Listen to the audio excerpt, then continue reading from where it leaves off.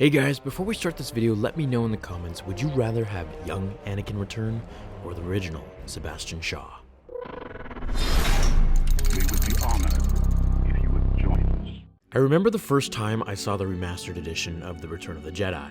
It was much more crisp and clear, and no doubt it had an overall better quality than the VHS tapes. But that's not the only thing that Lucasfilm changed. The original, as you know, shows this scene of Luke Skywalker after the destruction of the second Death Star, celebrating on the forest moon of Endor with his friends, as he looks out into the distance at Obi-Wan, Yoda, and his father, Anakin Skywalker. It was originally Sebastian Shaw, the same actor we saw at the end of the film, who died in Vader's suit. In the remastered edition, it was changed later to Hayden Christensen from the prequels. As someone who was a little kid when the prequels came into theaters, I got pretty emotional during this scene, to say the least, because it tied together everything so nicely. However, why did they make Anakin young? I'm going to cover another video of why they didn't make Obi-Wan's ghost young, but for now let's just stick to Anakin.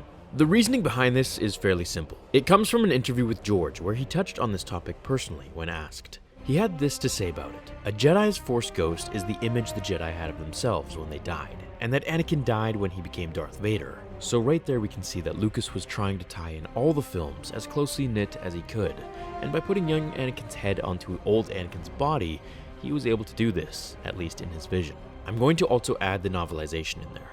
The piece is from a snippet when Vader dies and Anakin returns. And for those who didn't know, the Return of the Jedi is actually Anakin returning back to the light from Darth Vader. His thoughts were narrated in this piece here. Vader's own sense of anguish to his crimes added guilt at the imagined repugnance of his appearance. But then this brought to mind of the way he used to look, striking and grand, with a wry tilt to his brow that hinted of invincibility, and took in all of life with a wink. Yes, that was how he looked once. So Force ghosts are able to manifest their appearance into either themselves or just a voice-like orb floating around.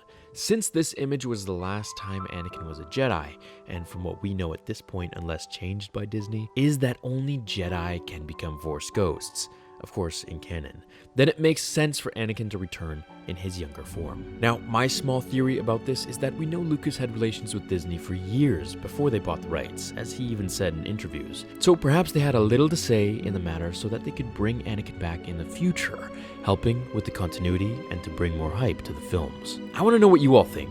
Are you a fan of Hayden showing up as a Force ghost, or would you rather it be the original Sebastian Shaw? Let me and the others down in the comments know why. Thank you so much for watching, everyone. I hope you're all having a fantastic day, and I will see you in the next episode of Star Wars Theory. Until then, my fellow Jedi and Sith friends, remember, The Force will be with you, always.